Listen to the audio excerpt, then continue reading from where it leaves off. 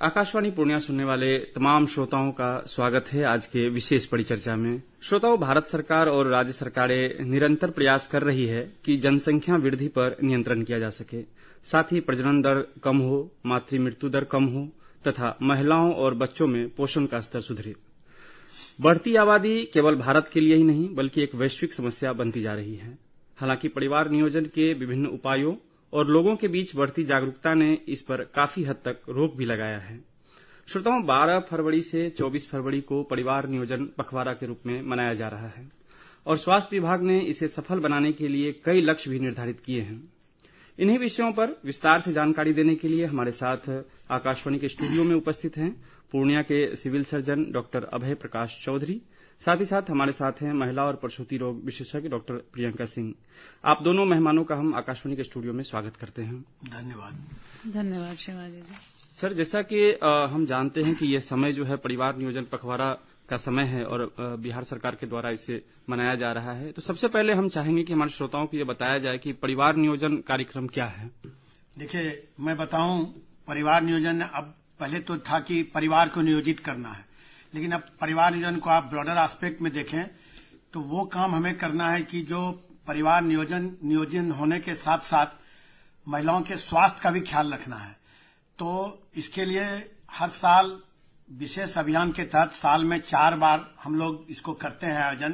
पहला जैसे कि जुलाई में, फिर सितंबर में और फिर मिड नवंबर में और प्रथम पखवाड़ा दिसंबर में और अभी फरवरी में ये चल रहा है। ये प्रोग्राम जो है मिशन परिवार विकास के तहत कर रहे हैं। यूं तो ये कोई ऐसा नहीं है कि सीजन में 4 बार ही करना है। परिवार नियोजन का तो ये जिस तरह से रूटीन आदमी का लाइफ होता है उसी तरह से इसको 365 दिन करना है और 365 दिन हम लोग करते भी हैं। लेकिन चूंकि ये अभियान इस तरह से कि बीच बीच में हम लोग जो थोड़ा शिथिल पड़ जाते हैं इस अभियान में, तो उसको गति लाने के लिए ये किया गया है। तो जैसा कि आपको ज्ञात होगा कि पिछले 5 फरवरी से ही मिशन परिवार विकास के तहत परिवार नियोजन पखवाड़ा का आगाज हो गया है। 5 फरवरी से 11 फरवरी तक हमारे जितने भी आशा बहनें हैं वो अपने जो उनका कैचमेंट एरिया है उसमें जाकर के वो घर टू घर सर्वे कर ली हैं, जिसमें उनको पता लग गया है कि अमुक घर में कितना हमारा एलिजिबल कपुल है। उसके आधार पर उनको डिसाइड करना है या डिसाइड कर ली है वो कि वो जो एलिजिबल कपुल है उसमें कितने को अस्थायी साधन की जरूरत है। परिवार नियोजन का जो अस्थायी साधन है, कितने को अस्थायी साधन का जरूरत है, और जिन्होंने परिवार कंप्लीट कर लिया है यानी 2 बच्चे हो गए हैं, 2 से अधिक बच्चे को अब जन्म नहीं देना है, तो हम लोग मोटिवेट करते हैं कि आप परिवार नियोजन का अस्थायी साधन कर लें। जो भी है, पुरुषों के लिए भी अस्थायी साधन है, वो आगे आपको हम बताएंगे, और महिलाओं के लिए भी अस्थायी साधन है जिसे बंध्याकरण कहते हैं। तो वो हम लोग उसका भी आगाज 12 फरवरी से 24 फरवरी तक चलेगा। जी डॉक्टर प्रियंका, अगर हम बात करें कि परिवार नियोजन क्यों आवश्यक है, क्यों लोगों को करवाना चाहिए, तो क्या बताना चाहेंगे?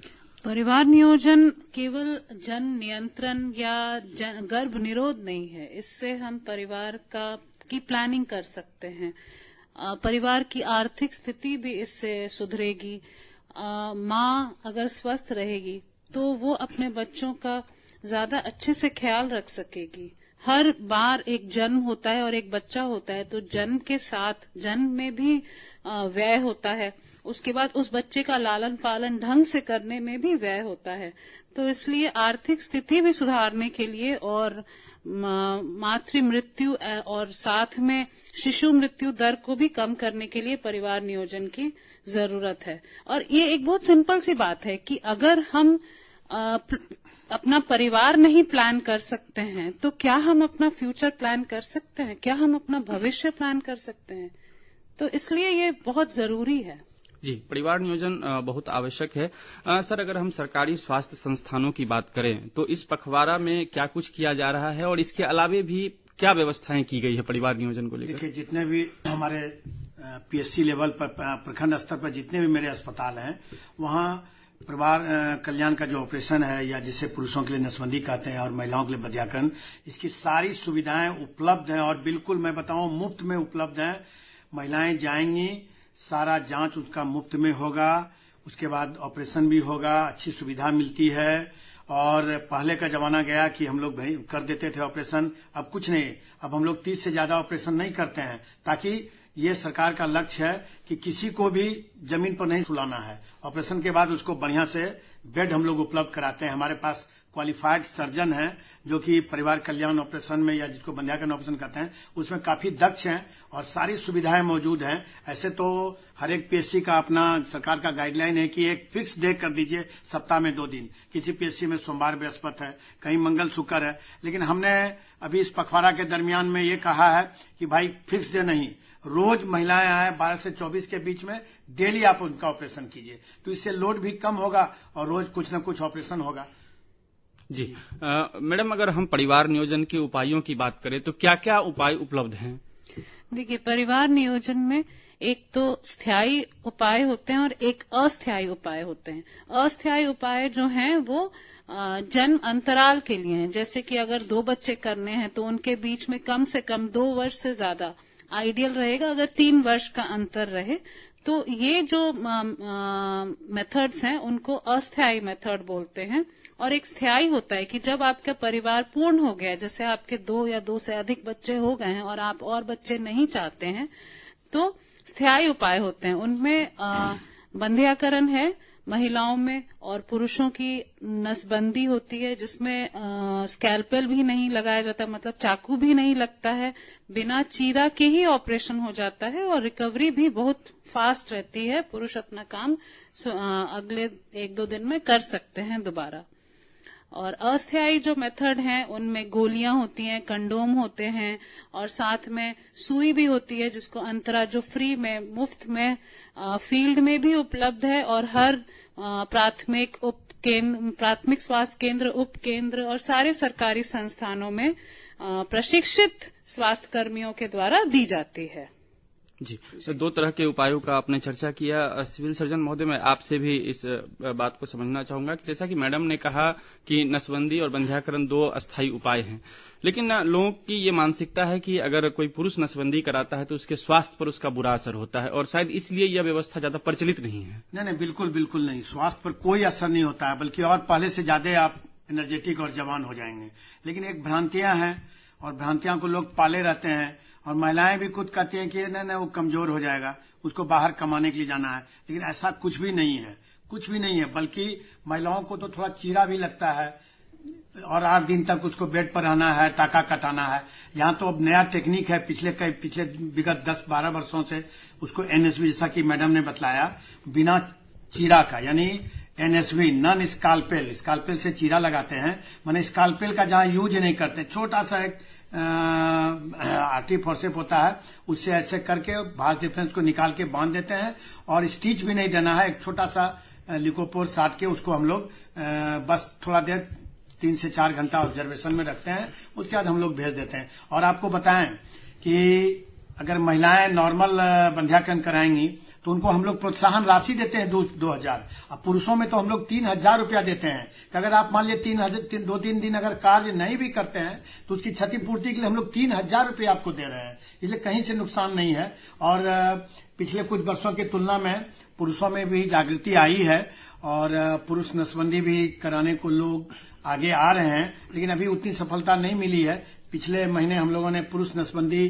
पखवाड़ा का भी आयोजन किया था जिसमें कुछ सफलताएं मिली हैं और निरंतर हम लोग आगे प्रयास करेंगे तो पुरुषों में भी जागृति के साथ हम लोग उनको भी आह्वान करेंगे कि भाई कर रहे हैं कि आप पुरुष नसबंदी अपना नसबंदी कराएं, कहीं से कोई प्रॉब्लम नहीं है, कोई कमजोरी नहीं आती है, एक भ्रांति है जिसे हमें दूर करना होगा। जी डॉक्टर प्रियंका, अगर यही सवाल महिलाओं को लेकर किया जाए कि महिला जो नसबंदी कराती हैं या टेम्पोररी जो उपाय आपने बताया कि गोलियों का सेवन करती है, तो क्या उसका शरीर पे, स्वास्थ्य पे कोई बुरा असर होता है?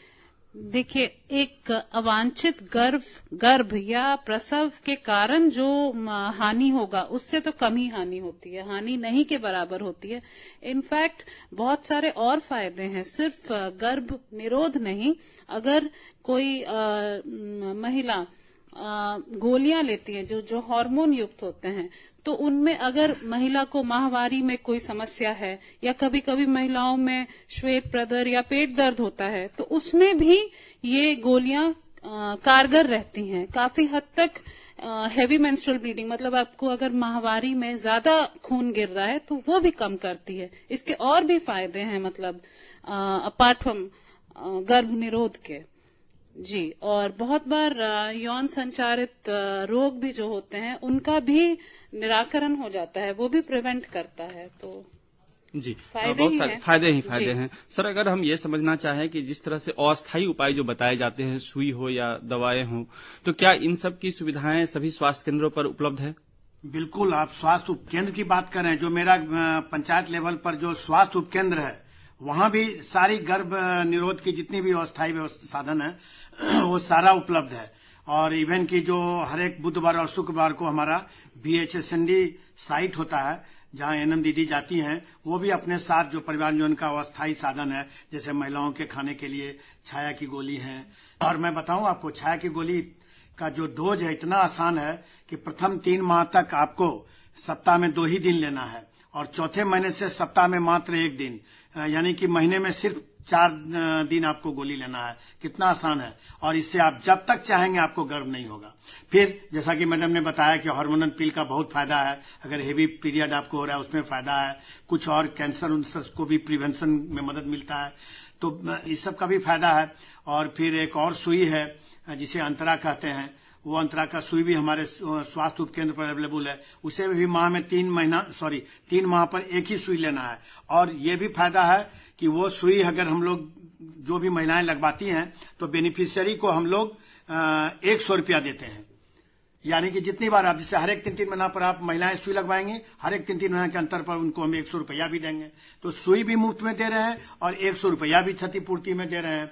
तो फायदा ही फायदा है। अगर तो इसलिए चाहे आपकी मर्जी है, आप जो च्वाइस में लाएं। जैसे मान लीजिए कि आपको पहला बच्चा हो गया, तो जैसा मैडम ने बताया कि पहले बच्चे से लेकर के दूसरे बच्चे के बीच में कम से कम 2 साल तो होना ही होना चाहिए। 3 साल हो जाए तो और भी अच्छा है, क्योंकि इस बीच में आपका जो पहला बच्चा है वो थोड़ा बड़ा हो जाएगा, उसका विकास हो जाएगा, माताएं भी स्वस्थ हो जाएंगी, हेल्दी हो जाएंगी, तो दूसरा गर्भ धारण करने में सहूलियत होगी और सारा चीज अच्छा रहेगा। तो अगर महिलाएं मान लीजिए बहुत च्वाइस है, खाने की गोली हो गई, आपका मेरे सरकारी अस्पताल में प्रसव हुआ, वहीं आप कॉपर टी, जिसको पोस्टपार्टम IUCD भी कहते हैं, वो लगवा लें। वो अगर लगवा लेंगी तो बेनिफिशियरी यानी महिला को हम लोग 300 रुपया भी देते हैं। तो सरकार की बहुत सारी योजनाएं हैं जिसमें हम लोग मुफ्त में तो देते ही हैं, साथ में कंपनसेशन राशि भी दे रहे हैं। तो आपको जैसा मैं बताऊं कि अभी भारत का जो फर्टिलिटी रेट है 2023 में, TFR जिसको कहते हैं, यानी कि एक महिला को कितना बच्चा अभी हो रहा है अपने गर्भधारण पीरियड में, तो इंडिया का डाटा 2.139 है, जबकि बिहार का 2.9 है, और पूर्णिया का अभी वर्तमान में 3.4 है। यानी हमको कम से कम जो मेरा नेशनल लेवल है 2.139 के आसपास हमको लाना है, तभी हम अपने मकसद में, आप देख ही रहे हैं कि संसाधन हमारे पास लिमिट है, बल्कि या यूं कहें कि संसाधन घटता जा रहा है। दिन रात रोड बन रहा है, बिल्डिंग्स बड़े बड़े बन रहे हैं, इंडस्ट्री लग रहे हैं, तो जो खेती योग्य जमीन है वो घटती जा रही है, आबादी बढ़ती जा रही है। तो आबादी को शून्य तो हम लोग नहीं कर सकते हैं, लेकिन उसको एक नियत मापदंड पर लाके कम कर सकते हैं, ताकि हम लोग का जो आने वाला पीढ़ी है उसको किसी तरह की परेशानी न हो। मैडम, एक डाटा है NFHS 5 का, ये सर्वे का डाटा है कि 99% जो शादीशुदा कपल होते हैं, महिला और पुरुष, उनको गर्भ निरोध का कम से कम एक उपाय जरूर पता होता है। बावजूद इसके केवल 55% लोग ही इसका इस्तेमाल करते हैं। तो क्या कारण आप देखते हैं कि इतना कम लोग ही क्यों इस्तेमाल करते हैं? देखिए, बहुत बार साधन पता होते हैं, लेकिन कई भूल भ्रांतियां उनके मन में होती हैं। कई बार संकोच भी होता है कि हाँ, बहुत बार हमारे पास आते हैं अस्पताल में रोगी या माँ जो अभी अभी माँ बनी है, उनको बहुत शर्म आती है कि पूछ भी लें या फिर ले लें। तो ये सभी कारण हैं जिनकी वजह से हमारा डेटा अभी भी इतना पीछे है। पता होता है लेकिन वो यूज नहीं कर पाते हैं। जी, एक मुख्य कारण ये है कि लोगों को पता है लेकिन वो संकोच मन में रहता है, वो सवाल नहीं पूछते हैं। सर, एक और डाटा है NFHS का, एक टिप्पणी है जिस पर मैं आपका राय चाहूंगा। उन्होंने कहा था कि जैसे जैसे लोगों की आय बढ़ती है तो गर्भ निरोधक का इस्तेमाल बढ़ जाता है। इस पर आप क्या कहेंगे? बिल्कुल ऐसा पहले था, लेकिन अभी देखिए क्या है ना, गर्भ निरोधक का मैं आपको बतलाऊं कि इधर पिछले विगत 3-4 साल से राज्य सरकार ने या भारत सरकार की यही पहल है कि हमारा जितना भी प्राथमिक स्वास्थ्य केंद्र और एडिशनल PSC है, वहां हम लोगों ने एक कंट्रासेप्टिव बॉक्स लगाया है, जिसमें फ्री में तीन जो साधन है, तीन चीज, एक तो कंडोम, और दूसरा जो है प्रेगनेंसी टेस्ट किट, और तीसरा इमरजेंसी कंट्रासेप्टिव पिल, जो कि 72 घंटे के अंदर में खाना है। ये फ्री अवेलेबल है, इसमें किसी से मांगने की जरूरत नहीं है, पूछने की जरूरत नहीं है, कहीं डाटा रिकॉर्ड नहीं होगा। आप जाएं, जिसको भी जरूरत है, पुरुष को जरूरत है कंडोम ले लें, महिलाओं को जरूरत है कि हम ये पता लगाना है कि हमको प्रेगनेंसी है कि नहीं, तो निश्चय किट ले लें। उनको है कि कंट्रासेप्टिव पिल लेना है, इमरजेंसी कंट्रासेप्टिव, वो है कि अगर ये हो गया, कांटेक्ट हुआ अगर पुरुष और महिला का, और उस समय अगर हम कोई साधन लेना भूल गए, तो आप वो गोली खा लें 72 घंटा के अंदर में, तो प्रेगनेंसी कंसीव नहीं करेगी। और ये बात तो वाजिब है कि अगर आपका इनकम बढ़ गया तो आप झिझक नहीं करेंगे कि छोड़ो, अगर अस्पताल में नहीं लिए तो बाजार से हम खरीद लेते हैं। तो नेचुरली है कि अगर इनकम आपका बढ़ेगा तो इस पर आप लोग परिवार नियोजन का जो अस्थायी साधन है, आप बाजार से भी खरीद करके उसका यूज कर सकेंगे। इस टिप्पणी पे मैं भी कुछ कहना चाहूंगी। सिर्फ आय बढ़ने से नहीं है, अगर किसी की आय बढ़ी है तो डेफिनेटली उसकी शिक्षा भी बढ़ी है। तो ये कहा गया है कि शिक्षा जो है एक सबसे ज्यादा शक्तिशाली गर्भ निरोध का साधन है। कि अगर आप शिक्षित हैं तो आप समझ रहे हैं कि हाँ, हमको कितनी मुश्किल आ सकती है फ्यूचर में, हम प्लान कर रहे हैं। तो आय बढ़ने से ज्यादा मुझे लगता है कि शिक्षा बढ़ना। जी। और हमारा उद्देश्य भी यही है इस कार्यक्रम के माध्यम से कि लोग ज्यादा से ज्यादा जागरूक हों। मैडम, अगर हम ये समझना चाहें कि हम देखते हैं जो लोग परिवार नियोजन के साधनों का प्रयोग नहीं करते हैं और कई बार गर्भ ठहर जाता है, बाद में गर्भपात की स्थिति आती है, तो ये कितना खतरनाक हो सकता है, स्वास्थ्य के लिए कितना खतरनाक हो सकता है? ये बहुत ज्यादा खतरनाक है। अनचाहा गर्भ अगर होता भी है तो उसको प्रॉपरली किसी भी हेल्थ केयर प्रोवाइडर से संपर्क करना चाहिए, किसी चिकित्सक से या स्वास्थ्य कर्मी से, और लीगली करवाना चाहिए गर्भपात। उसके भी मेथड्स अवेलेबल हैं, पर हाँ, अवांछित होना नहीं चाहिए। उससे पहले ही अगर हम लोग उसको रोक सकें, निरोध कर सके, तो वो ज्यादा अच्छा है। जी सर, अगर हम सरकारी संस्थान की बात करें तो क्या ऐसे अनचाहे गर्भ से कोई अगर पीड़ित है कोई महिला, तो क्या उसके लिए भी वहाँ कोई व्यवस्था है या फिर? नहीं, बिल्कुल व्यवस्था है। सरकार का ये प्रयास है कि हर एक प्राथमिक स्वास्थ्य केंद्र में कम से कम एक महिला चिकित्सक की व्यवस्था हो, और किया भी ये जा रहा है और है भी। एक आध दो संस्थान है जहाँ मेरी महिला डॉक्टर नहीं है, लेकिन बाकी जहां भी हमारी महिला चिकित्सक उपलब्ध है, खास करके अनमनली अस्पताल जो मेरा धमदाहा है, बनमनखी है, वहां तो एमटीपी यानी जिसको कहते हैं गर्भ समापन, वो होता है। और जो भी महिलाएं आती हैं तो जो अनचाहे गर्भ से मुक्ति चाहती हैं तो उनका वहां गर्भ समापन किया जाता है। जी हमने कई जगह यह भी देखा है कि इस पखवाड़े में कुछ लक्ष्य भी दिए गए हैं, जिला वाइज या प्रखंड वाइज। क्या इस क्षेत्र में भी कोई लक्ष्य निर्धारित किया गया है नसबंदी को लेकर?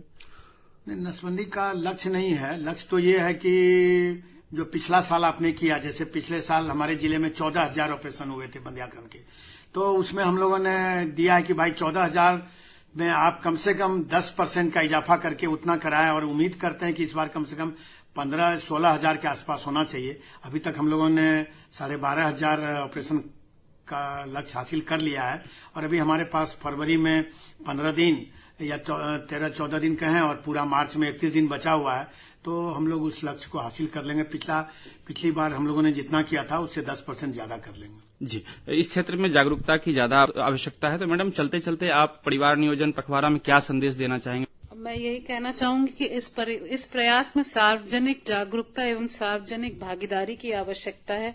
तो जो हमारी बहनें गर्भ निरोध या अस्थायी बंध्याकरण कराना चाहती हैं तो उनका स्वागत है हमारे सभी सरकारी स्वास्थ्य केंद्रों में, जहां पे भी हमारा ये बंध्याकरण का सुविधा उपलब्ध है, तो आके वो इसका लाभ उठा सके। जी, सिविल सर्जन महोदय, आप क्या कहेंगे? मेरा तो पूर्णिया वासियों से अनुरोध है कि ये तो अभी पखवाड़ा है, लेकिन ये चलता ही रहता है। आप बेशक आवें, आपका स्वागत है, और एक सशक्त पूर्णिया, एक खुशहाल और स्वस्थ पूर्णिया बनाने में मदद करें। ये तभी होगा जब जन जन की भागीदारी होगी इस परिवार कल्याण कार्यक्रम में। और आगे आवे, और किसी भी हालत में मेरा चाहे संतान कोई भी हो, बेटी हो या बेटा हो, बेटी के लिए तो और सुविधाएं आप जान ही रहे, बेटा हो या बेटी हो, मेरा अनुरोध है कि किसी भी हाल में 2 से अधिक संतान ना हो। हम लोग उसी के लिए हैं। आप आएं, प्राथमिक स्वास्थ्य केंद्र जाएं, वहां महिला चिकित्सक भी हैं, पुरुष चिकित्सक भी हैं, बेशक आप उनसे मिलें और अपने परिवार को प्लान करें। और जो भी साधन हमारे पास फ्री में एकदम प्लेंटी अवेलेबल है, उसका आप उपयोग करें और पुण्या को खुशहाल और स्वस्थ बनावे और अपने भी स्वस्थ रहें। धन्यवाद जी। आप दोनों मेहमानों का बहुत बहुत धन्यवाद कि आप आए आकाशवाणी के स्टूडियो में और हमारे श्रोताओं को परिवार नियोजन के विभिन्न पहलुओं के बारे में विस्तार से बताया। बहुत बहुत धन्यवाद। जी, धन्यवाद आपका। धन्यवाद।